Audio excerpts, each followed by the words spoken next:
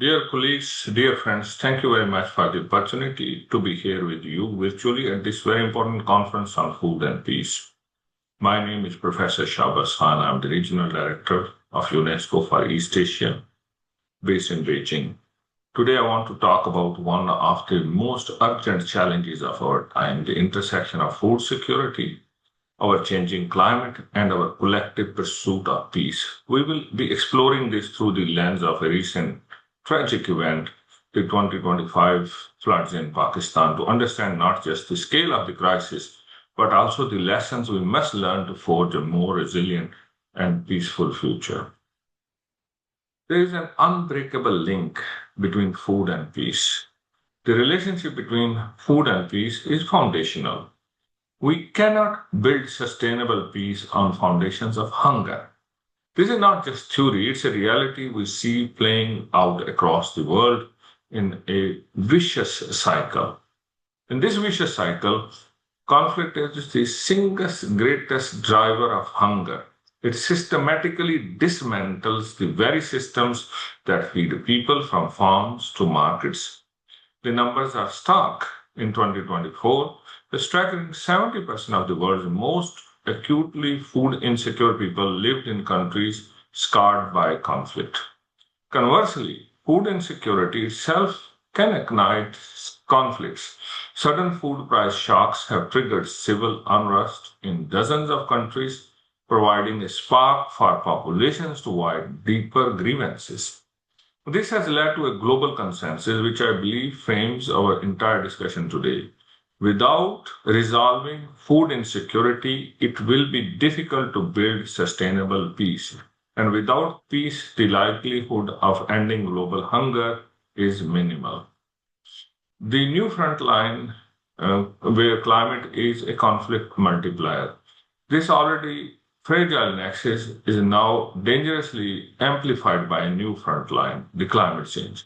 Extreme weather events are no longer a peripheral concern. They are a primary driver of food system collapse and a powerful conflict multiplier.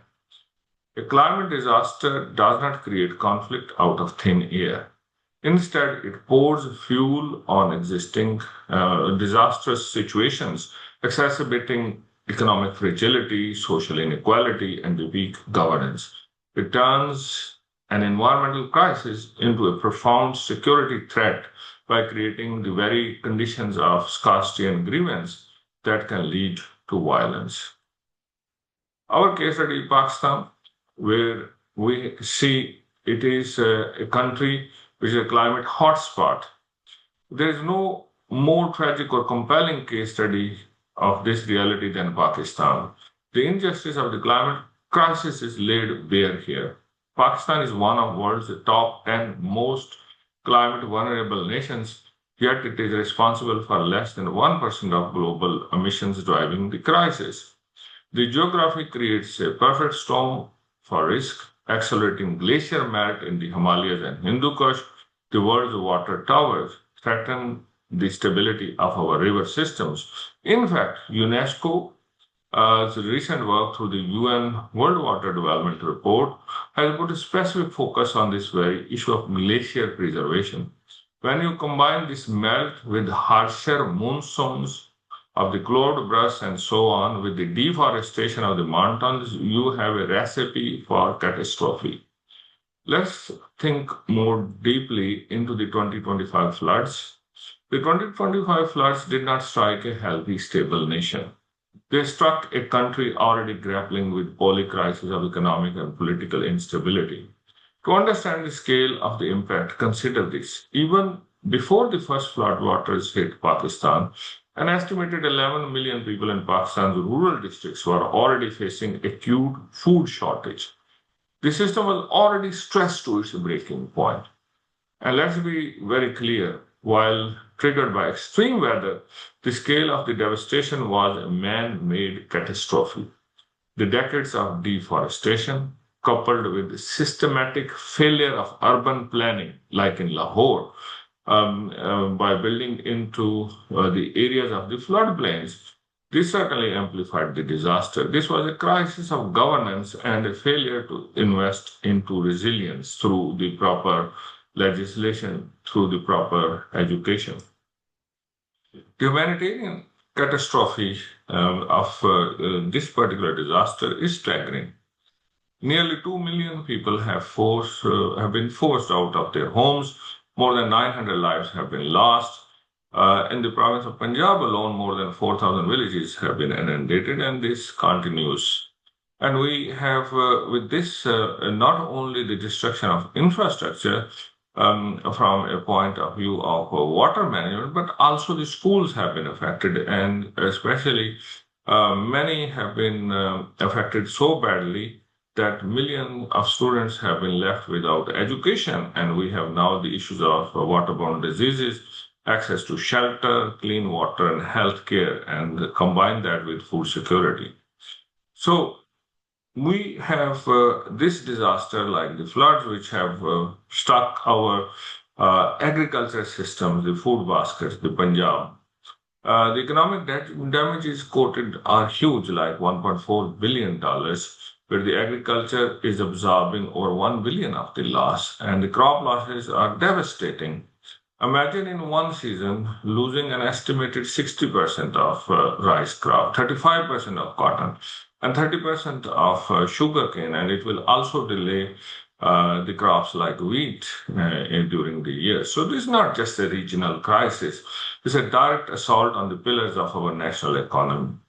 And it is sowing the seeds of future instability as well, beyond immediate devastation. The projected spike in food prices threaten to deepen poverty and exacerbate social tensions. But also there is a quite a more insidious threat, the risk of a lost generation with over 400 schools destroyed. The education of millions of children has been severely disrupted.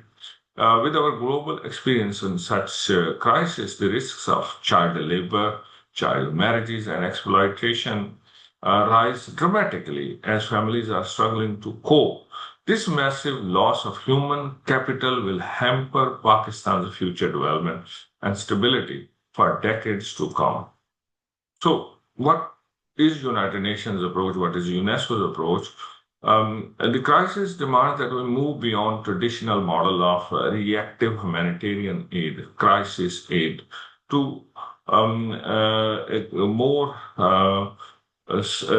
capacity building and resilience building cycle from disaster aid repeat to advocate for a fundamental paradigm shift of response to resilience.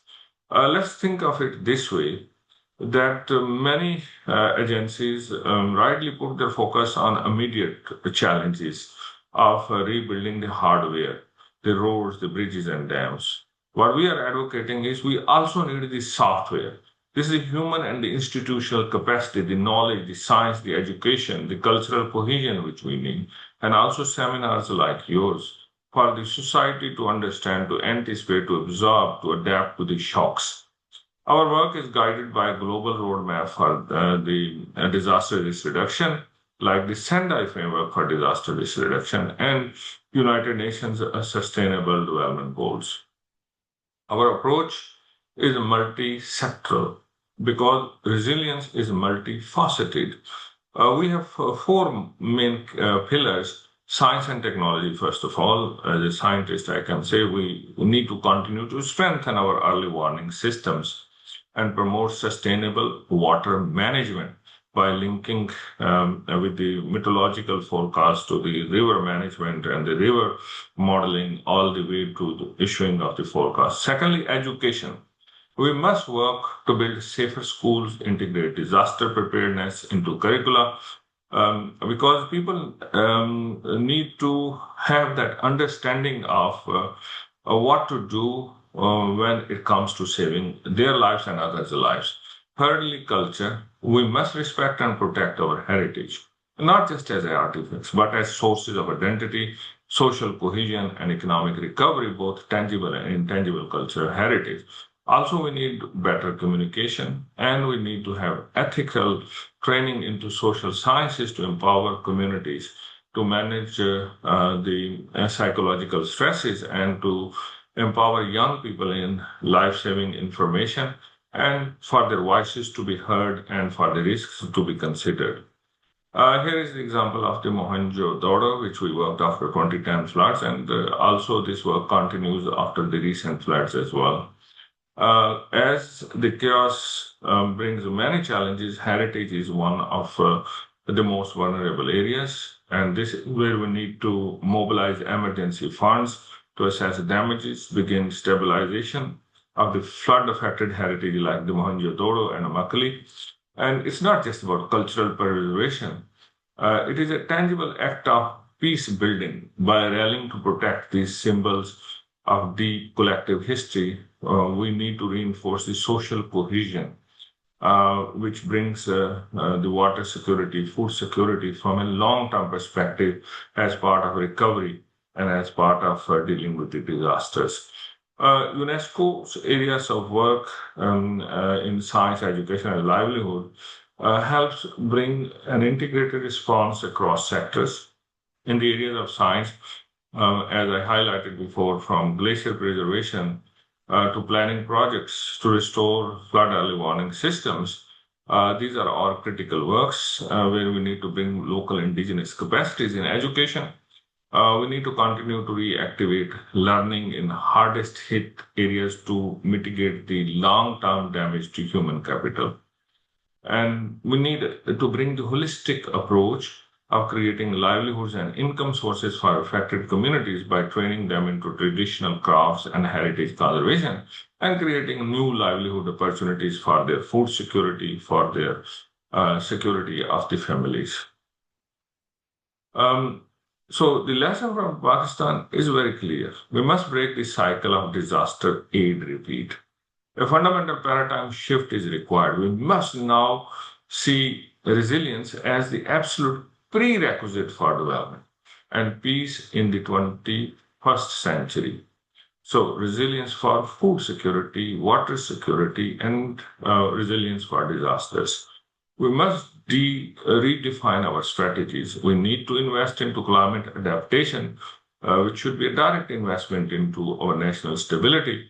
We need to support sustainable agriculture because it can be part of the core conflict prevention strategies, ensuring education continues in crisis zones in the most critical investment areas of future peace.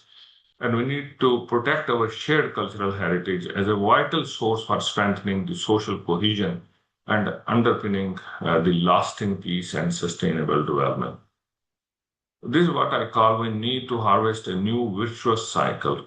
Our ultimate goal must be to transform this vicious cycle of hunger, conflict, and disaster that we see in Pakistan and elsewhere. We must replace it with the virtuous cycle where knowledge prevails, where we bring the best practices from science and education, where we build the resilience of community through psychosocial support and create stable foundations of peace and sustainable development through water security to food security by managing our upper catchments, our glaciers, all the way to our fields.